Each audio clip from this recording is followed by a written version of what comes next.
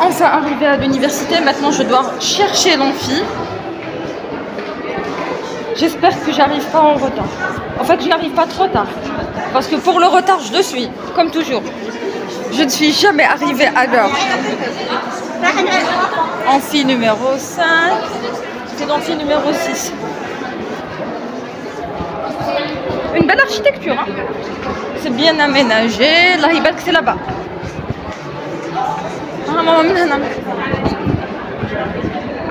C'est assez sympa comme université. C'est ça. بداو la soutenance à 11. Alhamdoulilah, وصلنا à l'heure. Merci. Donc nous sommes arrivés à l'heure. Youpi. Bonjour les amis, bienvenue sur votre chaîne YouTube Nautilus Verne. On se retrouve pour de nouvelles aventures et une nouvelle échappée belle. Eh bien aujourd'hui nous allons assister à une soutenance qui va avoir lieu à Skikda.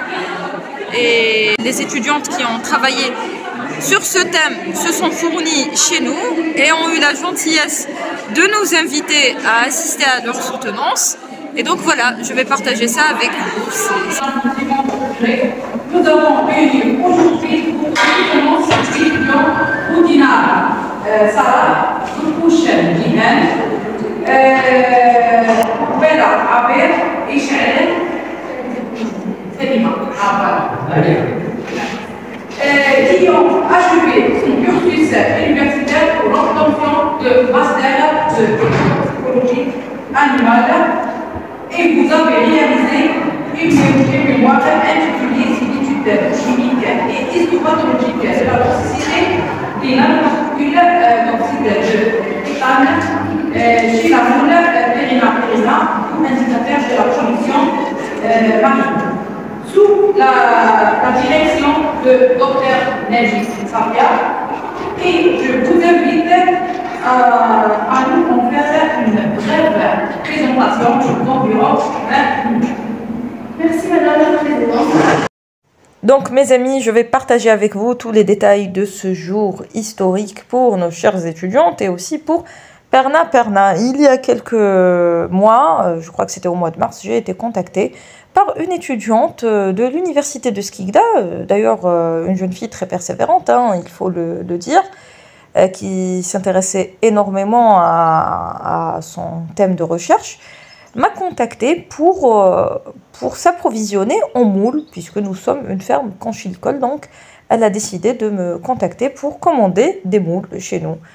Donc, automatiquement, nous avons répondu présent. Nous avons échangé d'abord, nous avons longuement échangé sur Mytilus galloprovincialis, Perna Perna, on a discuté à propos de la disponibilité de la documentation. Nous avons également eu la chance d'échanger avec leur promotrice, Madame Nabi, qu'on remercie et qu'on salue, une personne très à l'écoute d'ailleurs, qui a eu la gentillesse de nous contacter pour échanger avec nous et pour discuter avec nous sur le plan scientifique sur Perna Perna et Mytilus galloprovincialis. Ça fait plaisir de rencontrer des personnes comme ça.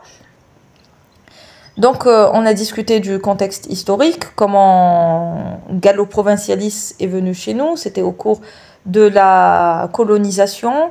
Durant la colonisation, eh bien, il y a eu des essais en conchiliculture et Mytilus galloprovincialis a été introduite au niveau de la côte algérienne.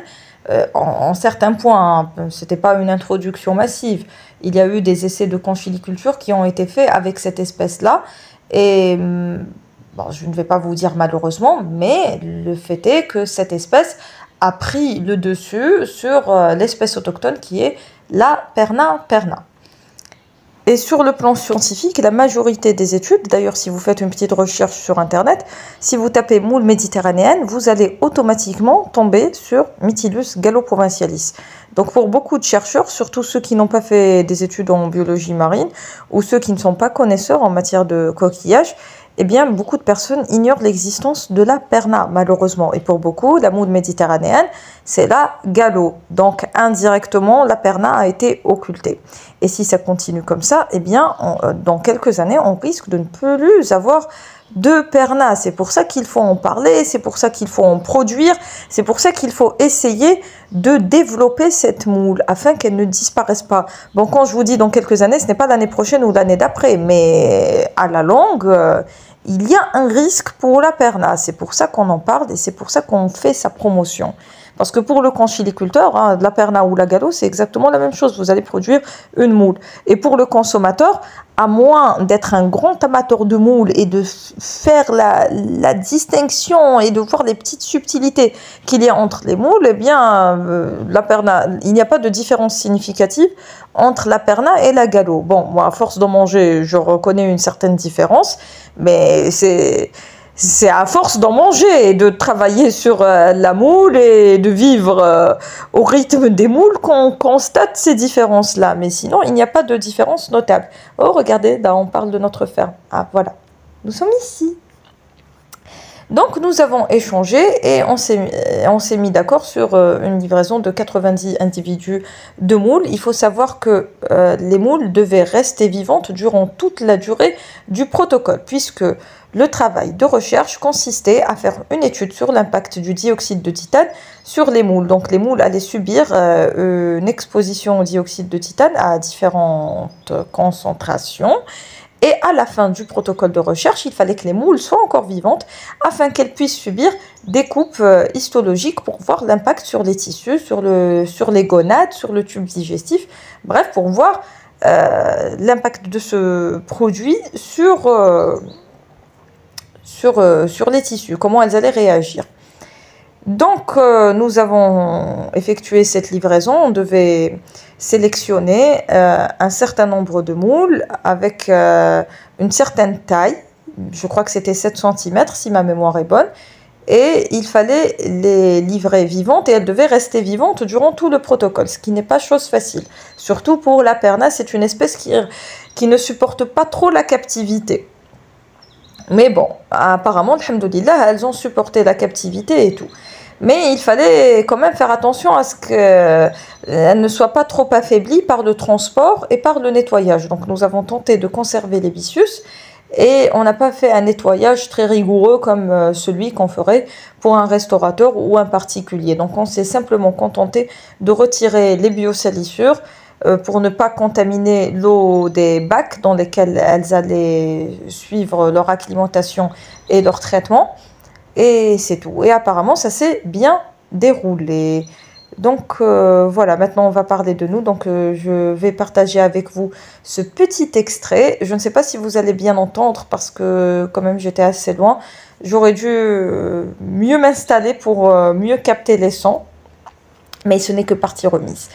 Donc voilà, c'est pour ça que je dis que c'est un jour historique pour que ce soit pour notre entreprise ou bien pour la Perna ou bien pour les étudiantes. C'est un jour qui est assez important pour nous tous et je voulais partager ce petit souvenir avec vous ainsi qu'une opinion scientifique. Et voilà, donc on félicite les étudiantes, on leur souhaite tout le bonheur du monde et aussi tous nos vœux de réussite. Et voilà, donc j'espère que vous avez passé un agréable moment en ma compagnie. Ah, j'ai failli oublier. On remercie aussi les parents des étudiantes qui nous ont très bien reçus et très bien accueillis. C'était un grand honneur pour nous. Nous avons apprécié cette rencontre. Ça nous a fait plaisir d'échanger et de discuter avec vous, ainsi qu'avec la promotrice et les étudiantes. On vous remercie encore une fois pour ce moment que vous avez partagé avec nous. Et voilà, donc je crois que nous arrivons à la fin de la vidéo. Je vous laisse avec ces quelques extraits et je vous dis à bientôt pour de nouvelles aventures et de nouvelles échappées belles. Et d'ici là, portez-vous bien et prenez soin de vous. À très bientôt, Inch'Allah.